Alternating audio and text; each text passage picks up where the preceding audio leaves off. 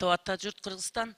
Табылды Капырович, мен сиздин сөз жооңуздан улам, кайра сизге суроо беришке туура келип калды. Анткени Ноокат Исфана же болбосо Мош Исфана жолунун 25 километр мен 75 километр бул Ноокат районунун аймагыдан Кадамжайга чейинки аралык болуп эсептелет. Мен таң калып атам. Ар бир министрдин орун басары түрдүү сөздөрдө жооп бересиңер да.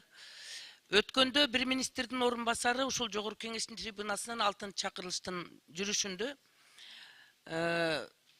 Ноокат Исфана жолунун ушул мен айткан километрдеги аралык 22-жылдын март айынан башталат деп жооп берген. Азыр сиз жооп берип атасыз, күзгө чейин башталат деп. Ушун жолду 6 ай Саратанды өткөрүп, жазды өткөрүп, күзгө барганда жол баштайбыз деп анан алган кредит гранттардын дагы пайдасыны көрүп атабыз да, жасалган жолдордун сапатсыздыгынан. Ошондуктан мен сунуш кылып айтат элем. Эгерде Ноокат Исфана жолунун ошол калган бөлүктөрүн бүткөрө турган оюңар болсо, Жол транспорт министрлиги жоопкерчиликти алгыла дагы элдин алдына барып өзүңөр жооп бергиле.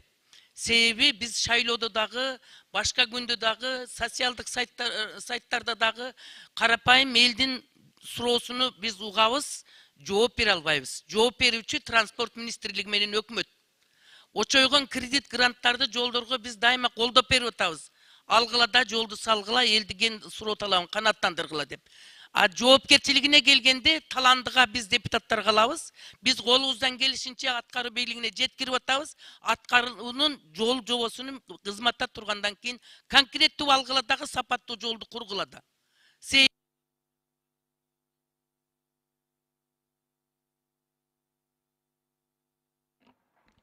Рахмат. 5-ші микрофон, процедурный. Чоң рахмат. Урматтуу Уланбердиевич. Мен депутаттарды түшүнөм, жанагы шайлоочулар койгон маселени жол абдан олуттуу көйгөй, баарын айтыш керек. Бирок бул жерде ратификация конкреттүү Ысык-Көлдөгү айланма жол тууралуу. Биринчиден. Угулуп атабы? Угулуп атат. Микрофонду бигире кылып койсоңуздар, аппарат. Уланбердиевич, мен айтайын дегеним, эми депутаттар деле туура түшүнөбүз, жанагы ар бир район айылдардагы жолдор жөнүндө айтууга укугу бар, мүмкүнчүлүктөн пайдаланып. Бирок бул мыйзам долбоору конкреттүү Ысык-Көлдөгү айланма жол тууралуу ратификациянын долбоору экинчи окууга кирип атат. Ошондуктан мындан ары азыр энергетикалык кырдаалды талкуулайбыз кечке. Жазылгандардын саны көп. Ошондуктан азыр суроого, талкууга чек коюп коелу, урматтуу депутаттар. Туура түшүнүү менен кабыл алыңыздар.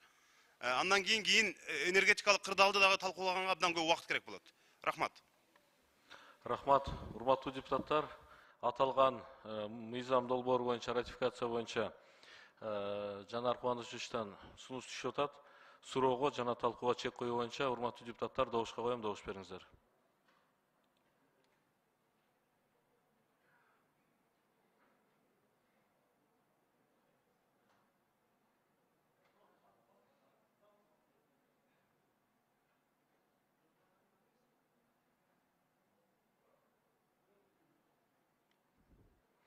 Рахмат.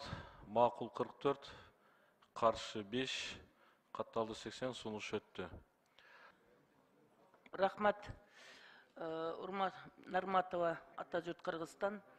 Мен министрдин орун басарына суроо бергим келет. Бул эми ратификация экен.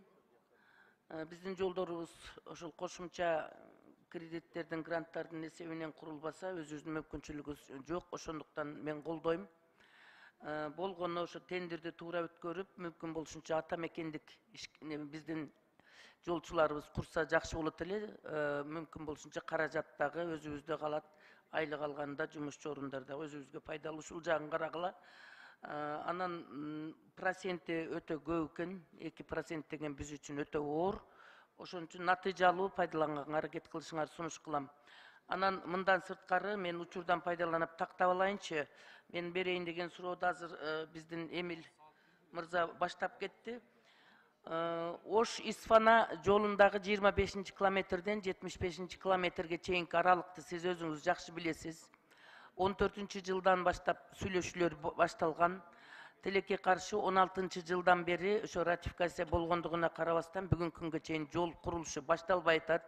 Сиз конкреттүү түрдө айтып койсоңуз, эмне себептен ушул жолдун курулушу башталбай атат? Качан башталат? Ким курат? Өзгөчө 25 километр Ноокат районунун түшө беришинен башталат. Перевалдан башталгандан 75 километрге чейинки аралыктын тагдыры кандай болот? Конкреттүү айтып коюңузчу. Себеби ар бир министрдин жетекчиси келгенде ушул суроого жооп бергенде түрдүүчө жооп бересиңер да, конкреттүү түрдө айткылачы. Ким курат, канча акча бөлүнгөн, качан башталат, качан 25 километрден 75 километрге чейинки Ош-Исфана жолу бүтөт?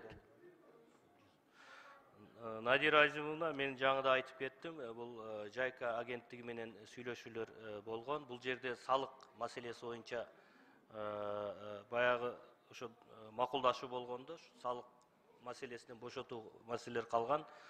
Ал өкмөт тарабынан тилекке каршы чечилбей, жакынкы арада биз мына 1 ай болду, биз ошо өкмөт тарабынан бүт бул маселелер чечилди. Биз тиешелүү документтерин баарын биз агенттикке жөнөттүк. Эми ал жерде макулдашууда бир топ оор талаптар коюлуп калган экен да. Биз баарын аны аткардык. Мен ойлойм, ушул февралдын аягына чейин алардан так маалымат кетет. Андан кийин ал жерде тендер чечет, ким катышат, ким курат, ошо тендердин негизинде мен сиздерге айтабыз, биз сиздерге айтабыз. Жол жана 28 километрден 75 километрге чейин толук бүтүрүлөт.